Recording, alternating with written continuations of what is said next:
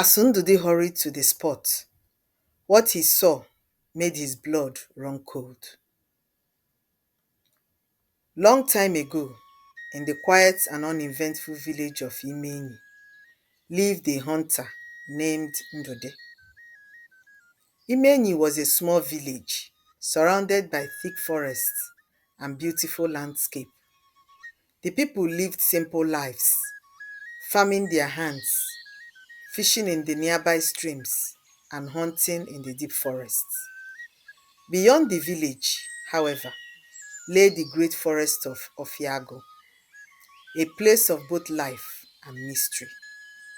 The villagers relied on it for food and medicine, but they also feared it. Rumor had it that not all creatures in the forest were ordinary. Some were spirits, disguised as animals, watching those who entered their land. Ndudi and his wife, Ijamaka, with their two children, Meli and Uzondu, lived in this village in a small hut. He was a skilled hunter, known for his sharp aim and quick reflexes. But despite his skill, he remained poor. Each day, he ventured into the forest, hoping for a catch that would bring his family fortune. But he always returned home, either with a small game or empty-handed. His bow and arrow could barely feed his family. This situation frustrates and saddens Ndudi daily. His wife, Ijamaka, a pretty but quarrelsome woman, was not helping matters either. She often grumbled about their suffering. "Is this what I married into?" she would lament, pounding yam with frustration. "A husband who can shoot a bird from the tallest tree but cannot fill his compound with grains?" Ndudi despised these words, but they were true. He did not really blame Ijamaka for her complaints. After all, every woman deserves to be taken care of. This is not the kind of life he promised Ijamaka when he married her. And so, he continued to hunt, hoping that one day fate will smile upon him. One fateful afternoon, as the sun dipped low in the sky, Ndudi ventured deep into Ofiago forest. His feet moved silently over fallen leaves, his eyes sharp as he searched for prey. Then suddenly, he saw it. An antelope, tall and majestic, its coat gleaming like polished bronze under the sunlight. It moved with grace, its every step light as a whisper. It was unlike any creature he had ever seen. His heart pounded as he drew closer, trying as much as possible not to scare the animal away. He raised his bow, drew back the string, and released an arrow. The arrow struck true, piercing the antelope's side. But instead of collapsing, the creature let out a haunting cry and bolted deeper into the thick undergrowth. Ndudi had never seen an animal react this way. He was sure the arrow had hit the animal in a spot that should make it lie flat on the ground, groaning in pains.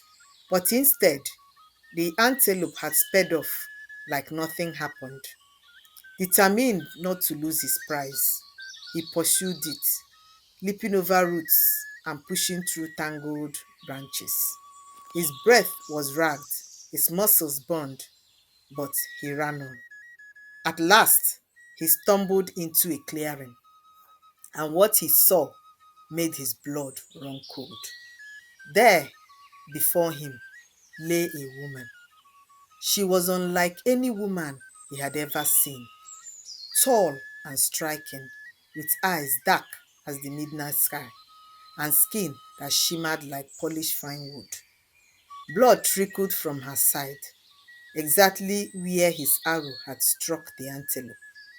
She clutched the wound, her fingers trembling, but her expression was not one of fear. it was one of sorrow. Please, she whispered, her voice soft, barely audible. Spare my life, and I will reward you beyond your wildest dreams. Ndudi's fingers trembled, his bow still aiming at his target. Who, or rather what is she? A spirit? A deity? He cannot tell. He had both witnessed and heard of different stories in his hunting escapades, but never has he come across anything as mystical as this. But he saw the plea in her eyes, and after a long pause, he lowered his weapon. Who or what are you? He asked. My name is Elemma, she said, a spirit of the wild. I take the form of an antelope to roam the forest, and sometimes the form of a woman to mingle with humans. But I am actually neither of both. If you promise never to reveal my secret to anyone, I will bring you wealth and prosperity. Never shall you and your household know want again. But if you betray me, all will be lost, she concluded, her voice having a hint of authority in it. Ndudi wanted desperately to come out of poverty, and if this is a way of achieving it, then he will grab the opportunity, he thought to himself. So there in the forest, with the trees and other invisible creatures bearing witness, Ndudi swore an oath of secrecy. I will never reveal your secret, he vowed. Elemma stepped toward him, placing her hand over the wound on her side. Slowly, before his very eyes, the gushing blood stopped and dried.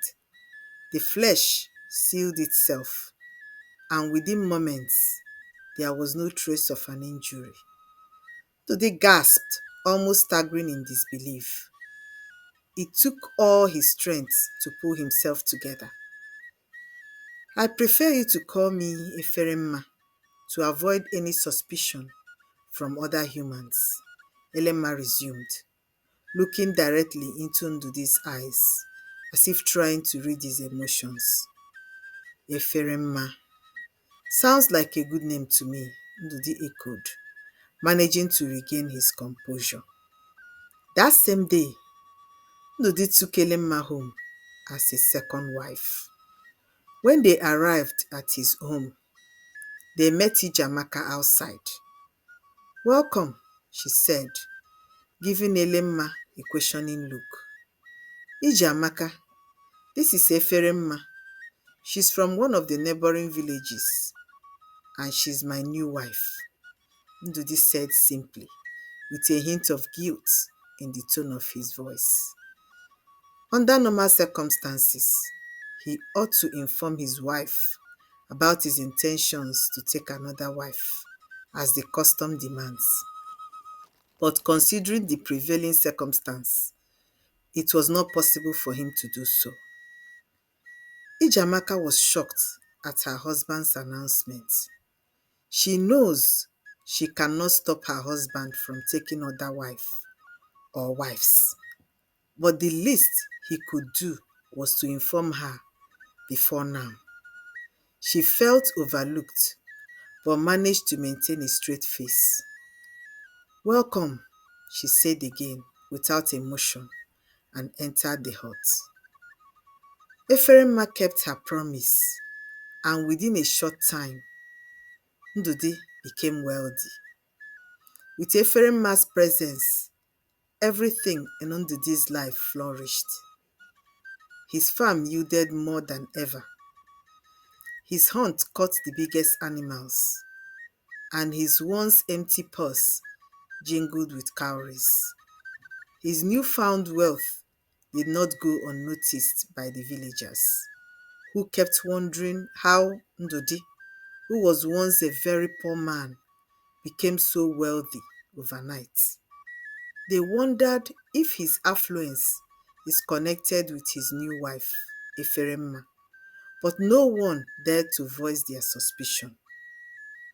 His home, once a mere mud hut, was transformed into a grand structure of strong polished wood, its roof lined with fresh palm leaves. He built several huts in his large compound for his wives and children. His wife and children, who once wore tattered clothes, now adorned themselves with the best of outfits. Ephraim on her part earned the villagers' admiration and love within a short period of time. Her beauty was out of this world, her kindness unmatched. She moved gracefully like a flowing river, and when she spoke, her voice carried a melody of thoughtful words. No day went by without Ephraim showing one act of kindness and generosity or another. Ndudi loved her deeply for bringing so much fortunes into his home. He silently thanked his chi for making their paths cross. But Ijamaka, Ndudi's first wife, was one of the least people pleased with Eferemma. Her presence irritated her, to say the least, and her sudden appearance in their home raised a suspicion that was yearning to be assuaged. Her eyes followed Eferemma everywhere around the compound, hoping to pick out anything abnormal from Eferemma, but her efforts turned futile. She warned her sons not to near Eferemma. You must not go anywhere near that woman. Do not collect any gifts from her. I do not trust her, she warned her children. Every day, Ijamaka watched in silent rage as Ndudi doted on his new wife. She despised the way his eyes softened when he looked at Eferemma, the way he no longer noticed her nagging nor her presence. She was engulfed by jealousy. She needed to get Ephraim out of the way, to send her back to wherever she was coming from. Even the affluence she now enjoys did not mollify her anger. She knew she needed help to get rid of Ephraim. So one evening, she sought out the village seer, an old woman called Mpuke. Mpuke's hut stood on the edge of the village, a crooked structure made of ancient wood and dried palm fronds. A thick scent of burning herbs and something unidentifiable emanated from her hut. Inside, the walls were covered in strange markings, and a small fire crackled at a corner of the hut. The woman sat by it, her skin wrinkled like aged parchment, her eyes milky with time. Why have you come? She rasped. Ijamaka sat before her. I need to regain my position in my husband's heart. My husband no longer looks at me, nor does he cuddle my bosom. His smile and attention is meant only for his new wife. I want her, my second, out of the house, she said, her voice low but firm. The old woman narrowed her eyes and threw a handful of dried leaves into the fire. Smoke rose in thick coils, twisting like spirits in the air. The only way to break their bond, she murmured, is to make your husband reveal the secret that binds them together. Find out the secret behind your husband's sudden wealth. Once the truth is spoken, she will leave him and you will have your husband all to yourself again. But know that there will be grave consequences. I am ready for whatever consequences that comes. I just want the love and attention of my husband once again, she insisted, overtaken by jealousy and insecurity. She left the seer's hut more determined to fetch the secret out from her husband. She knows exactly what to do to get the truth out from her husband's mouth. She knows Ndudi too well. A cunning smile coiled on her lips as she rehearsed her plans in her head. 2 nights later, Ijamaka prepared Ndudi's favorite meal, roasted yams and fresh palm oil, garnished with some fresh peppers, utazi leaves, and obaka. She also ordered a freshly tapped palm wine from Alim, the best palm wine tapper in the village. She brought the meal to his hut, her face soft and smiling, her voice sweet as honey. My husband, she poured, handing him the calabash of palm wine. You work too hard for us. Tonight, let me take care of you. She took a piece of oil-soaked roasted yam and fed her husband. Ndode, tired and unsuspecting, ate and drank heartily. They made little talks as Ndudi ate. She kept pouring cupful upon cupful of palm wine.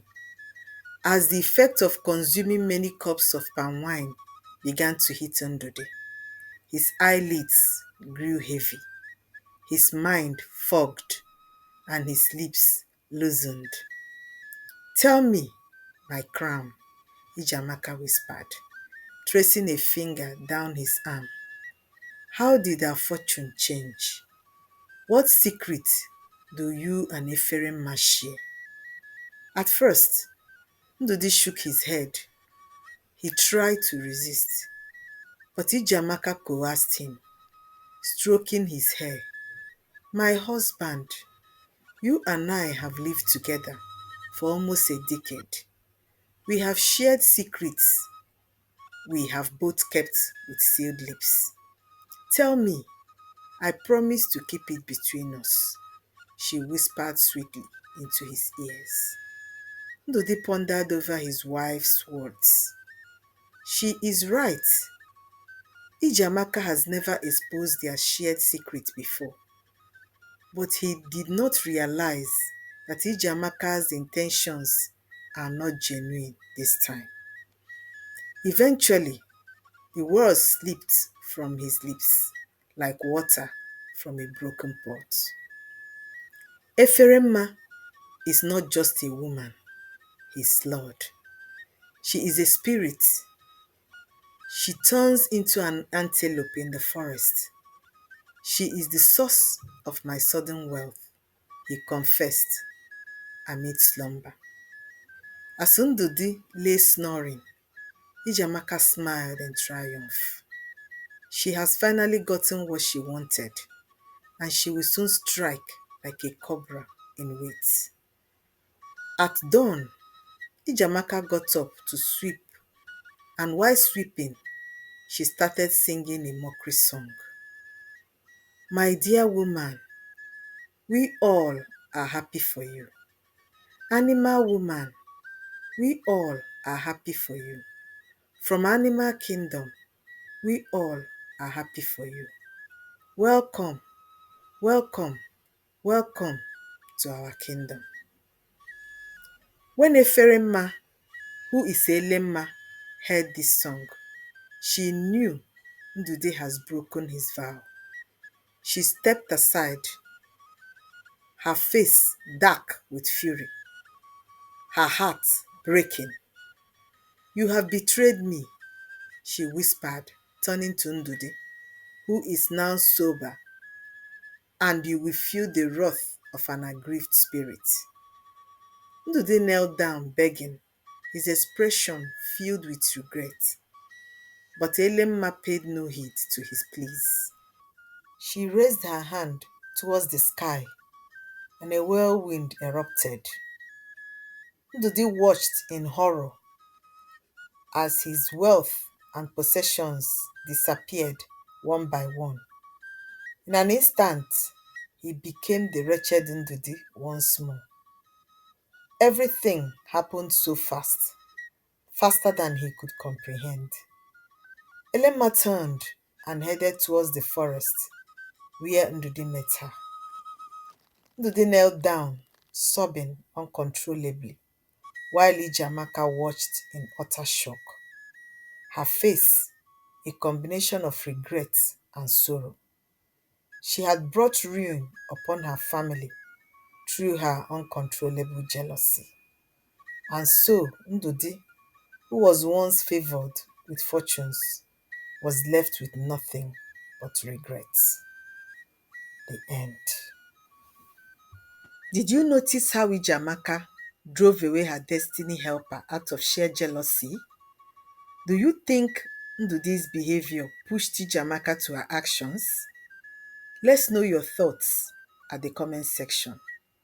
Don't forget to like, share, and subscribe to this channel for more intriguing stories like this. Thanks so much for watching.